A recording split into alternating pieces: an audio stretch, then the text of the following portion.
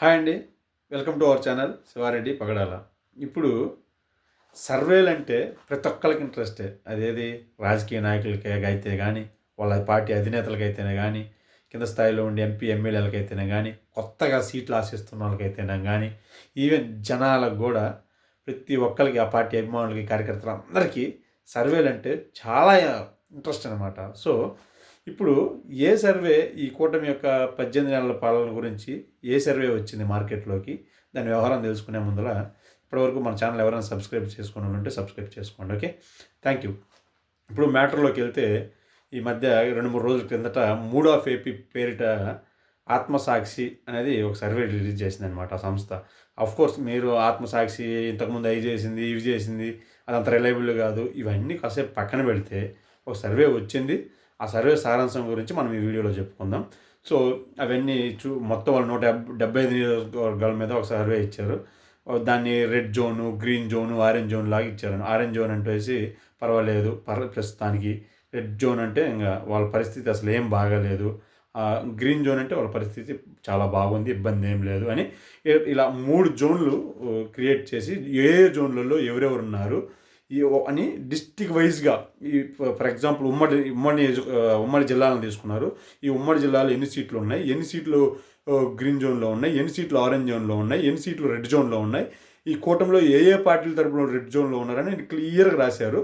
So ఆ statistics అన్నీ గుర్తుపెట్టుకోవడం కొంచెం కష్టం కాబట్టి ఈరోజు నేను కూడా చిన్నపాటి స్క్రిప్ట్ తెచ్చుకున్నాను, క్షమించాలి. నేను అది కొంచెం చెప్పుకుంటూ వెళ్తాను. ఓకే, ఫస్ట్ ఇప్పుడున్న చూసుకుంటే రెడ్ జోన్లోనే మెజారిటీ మెంబర్స్ ఉన్నారండి. ఆరెంజ్ జోన్లోనూ ఉన్నారు, గ్రీన్ జోన్లో చాలా తక్కువ మందే ఉన్నారు. సో రెడ్ జోన్లో చాలామంది ఉన్నారు. నేను ఫస్ట్ నుంచి చెప్తున్నాను, కింద కూటమి పెద్దలు కష్టపడి పనిచేస్తున్నా కానీ కింద స్థాయి నాయకులు దెబ్బేస్తున్నారు, చూసుకోమని. ఇప్పుడు రెడ్ జోన్లో ఎవరెవరు ఉన్నారో మనం చూసుకుంటే, టీడీపీ నుంచి 73 మంది, జనసేన నుంచి 12 మంది, బీజేపీ నుంచి 7 మంది ఉన్నారు. మొత్తం ఎంతమంది? 85 సుమారు 92 మంది దాకా రెడ్ జోన్లోనే ఉన్నారన్నమాట. ఇప్పుడు జిల్లాల వారీగా చూసుకుంటే, ఉమ్మడి శ్రీకాకుళం జిల్లాలో 10 సీట్లు ఉంటే టీడీపీ 4, జనసేన బీజేపీ 1, మొత్తం 6 రెడ్ జోన్లో ఉన్నాయి. విజయనగరంలో 9 ఉంటే టీడీపీ తరపున 1, జనసేన తరపున 1, మొత్తం 6 రెడ్ జోన్లోనే ఉన్నాయి. విశాఖపట్నంలో 15 ఉంటే టీడీపీ తరపున 3, జనసేన తరపున 2, 5 రెడ్ జోన్లోనే ఉన్నాయి.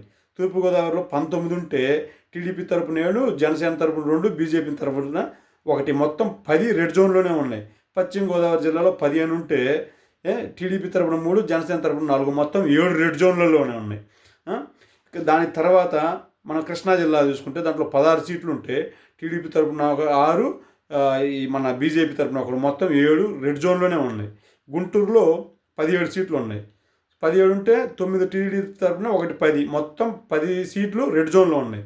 ప్రకాశం జిల్లా అంటే మా జిల్లాలో 12 ఉంటే 5 టీడీపీ ఎమ్మెల్యేలు రెడ్ జోన్లో ఉన్నారు. ఖచ్చితంగా ఉండి ఉంటారు, మాకు తెలుసుగా మా పశ్చిమ ప్రకాశంలో ఏమేమి జరుగుతున్నాయో. సో మనం ఈ కాస్త నమ్మొచ్చు అనమాట ఈ సర్వేని కూడా. ఓకే, నెల్లూరులో 10 ఉంటే 5 ఉన్నారు రెడ్ జోన్లో. కడపలో 10 ఉంటే 4 టీడీపీ వాళ్ళు, 1 జనసేన వాళ్ళు రెడ్ జోన్లో ఉన్నారు. కర్నూలులో 14 ఉంటే 7 టీడీపీ వాళ్ళు, 1 బీజేపీ అయినా రెడ్ జోన్లోనే ఉన్నారు. అనంతపురం 14 ఉంటే 7 టీడీపీ వాళ్ళు, ఉన్న ఒక బీజేపీ మంత్రి, మాజీ ఇప్పుడున్న మంత్రి, వాళ్ళందరూ రెడ్ జోన్లో ఉన్నారు. చిత్తూరులో 14 ఉంటే 7 టీడీపీ వాళ్ళు రెడ్ జోన్లోనే ఉన్నారు. ఇది పరిస్థితి, రెడ్ జోన్లో ఉన్న పరిస్థితి మొత్తం సుమారుగా 92 మంది. అంటే వాళ్ళకు వచ్చిన 164లో మెజారిటీ మంది రెడ్ జోన్లోనే ఉన్నారు. ఇంకా ఆరెంజ్ జోన్ అంటే పర్వాలేదు వీళ్ళది ప్రస్తుతానికి అనుకున్న వాళ్ళు చూసుకుంటే, మనం మొత్తం టీడీపీలో 36 మంది ఉంటే జనసేనలో 5 ఉన్నారు. బీజేపీలో అయితే ఆరెంజ్ జోన్లో ఉన్న వాళ్ళు ఎవరు లేరు. ఉన్నవాళ్ళు మెజారిటీ వరకు రెడ్ జోన్లో ఉన్నారు. అరాకొర ఏమన్నా గ్రీన్ జోన్లో ఉన్నారేమో తర్వాత చూద్దాం. ఓకే, జిల్లాల వైజ్గా చూసుకుంటే ఈ పర్వాలేదు అన్నోళ్ళు శ్రీకాకుళంలో టీడీపీలో వాళ్ళు 3 ఉన్నారు.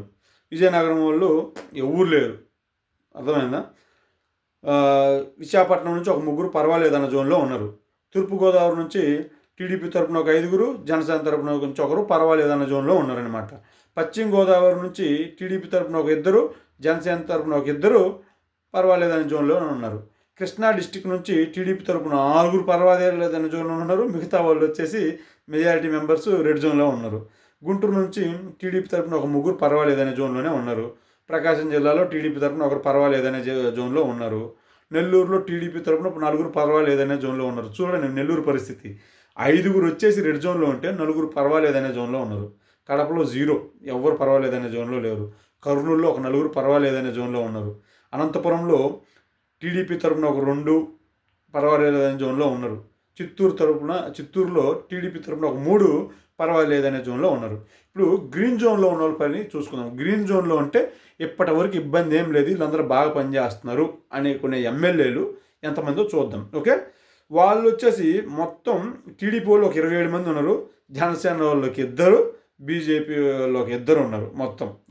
వీళ్ళు వచ్చేసి బాగా పనిచేస్తున్నారు, వీళ్ళకి ఎటువంటి ఇబ్బంది ఏం లేదు ఇప్పటివరకు అనే జోన్లో ఉన్నారనమాట.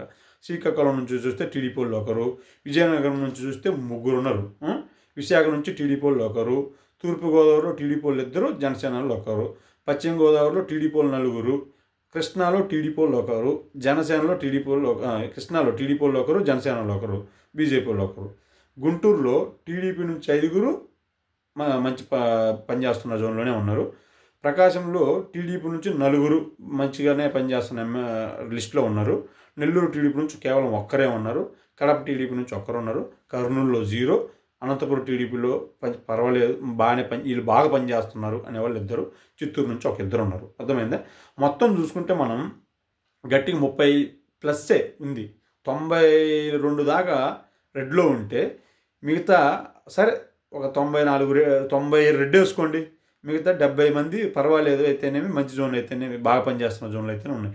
వీటిని బట్టి చూస్తే ఏంది, కొంచెం ఈ కూటమి ప్రభుత్వం వాళ్ళు చాలా జాగ్రత్త పడాలి. 18 నెలల్లోనే ఇంత వస్తే ఎట్లా? మామూలుగా అయితే ఫస్ట్ 2 ఏళ్లలో పెద్ద వ్యతిరేకత ఏం రాదు, తర్వాత 3 ఏళ్లలోనే విపరీతమైన వ్యతిరేకత వచ్చేది ఎప్పుడైనా కూడా.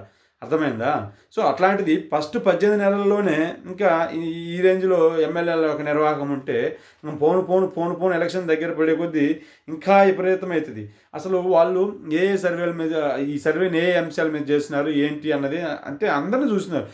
రిటైర్డ్ ఎంప్లాయీస్ని అయితేనేమి, ప్రస్తుతం పనిచేస్తున్న ఎంప్లాయీస్ని అయితేనేమి, పథకాలు తీసుకుంటున్న వాళ్ళు అయితేనేమి, ఇంకా నిరుద్యోగులు అయితేనేమి, వీళ్ళందరినీ తీస్తున్నారు. వాళ్ళు కొన్ని అంశాలని కొద్దిగా సూపర్ 6 ఉన్నాయి, వాటిల్లో కొన్ని బాగానే చేస్తున్నారు, కొన్ని సరిగా చేయట్లేదని అసంతృప్తి వ్యక్తం చేస్తున్నారు. నిరుద్యోగులు ఇంకా ఎంప్లాయ్మెంట్ సరిగా క్రియేట్ అవ్వట్లేదు. సరే వాళ్ళు పని చేస్తున్నారు, బట్ అది ఇంకా అయ్యేదాకా మాకు నమ్మకాలు లేవు అనే ఇదిలోనే ఉన్నారు.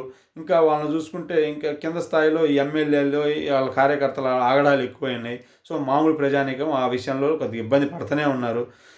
వీళ్ళ కష్టాన్ని, వచ్చే పెట్టుబడులని అర్బన్ ఓటర్స్, ఎడ్యుకేటెడ్ పీపుల్ వీళ్ళందరూ కొంచెం ఆహ్వానించిన ఒక కింద స్థాయిలో రూరల్ ఓటర్స్ ఉంటారు చూసిన వాళ్ళు ఎంతసేపటికి మాకేంటి, మాకు జరుగుతుంది ఏంటి, మాకు ఒరుగుతుంది ఏంటి, వాళ్ళ వల్ల మాకు ఒరిగింది ఏంటి, వీళ్ళ వల్ల మాకు ఒరుగుతుంది ఏంటి అన్నదే చూస్తారు. కాబట్టి నేను వీళ్ళందరికీ చెప్పేది ఏంటంటే, మీరు పొద్దుగూకులు వాళ్ళని 11 అని హేళన చేయకుండా దయచేసి మీ ఎమ్మెల్యేలని కాస్త అదుపు తప్పుతున్నారు. మీరు ఆల్రెడీ చేస్తూనే ఉన్నారు, బట్ ఇంకా వాళ్ళని హెచ్చరించి వాళ్ళ క్రమ పద్ధతిలో పెట్టకపోతే మాత్రం మీకు కూడా ఖచ్చితంగా ఇబ్బందికరమైన పరిస్థితులే వస్తాయి. అట్లని నేను ఇది 100% రిలయబుల్ అని నేను చెప్పట్లేదు, బట్ సర్వే వచ్చింది. ఎప్పుడైనా సరే ఒక మార్కెట్లో ఒక సర్వే వచ్చిందంటే జనాల యొక్క అటెన్షన్ ఉంటుంది. కాబట్టి నేను కూడా ఈ సర్వేని బేస్ చేసుకుని ఒక వీడియో చేశాను. సో దీనిపైన మీ కామెంట్స్ ఏంటియో కింద చెప్పండి. Thank you.